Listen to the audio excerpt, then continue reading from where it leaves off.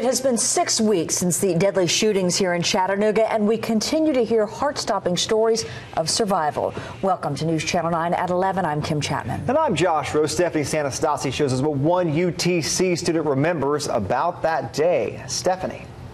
Kim, Josh, it's hard for all of us here to forget what happened that Thursday morning. Tonight, we hear the tale from Christina Clark, a senior at UTC, who describes things she saw on July 16th that she will never forget.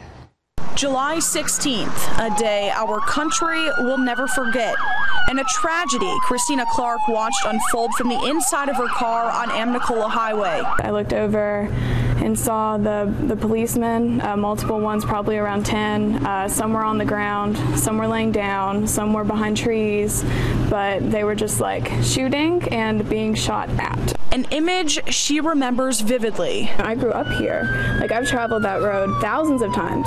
You know, it's still the daily drive, you know, and for like weeks after, like, I would find myself still looking and just like almost flashing back to like seeing the policemen on the ground and just like the shots, and it just still feels unreal. That day, Clark was headed to her summer class at UTC. She remembers several ambulances and police cars passing by with lights flashing and sirens sounding.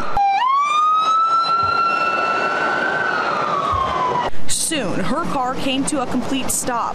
At first, Clark thought this could be a drill, but as more police cars showed up, she realized this was something much more. I could get shot.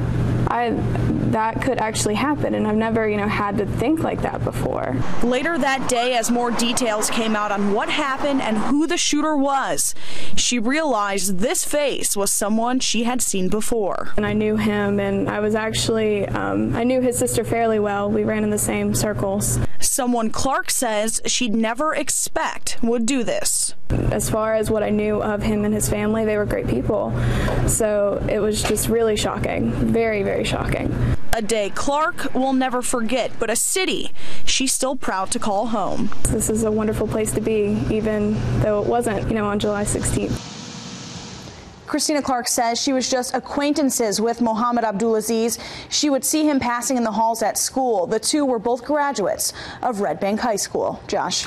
Stephanie, thank you. There's still a memorial on Amnicola Highway. No word yet when or if a permanent one will be built there.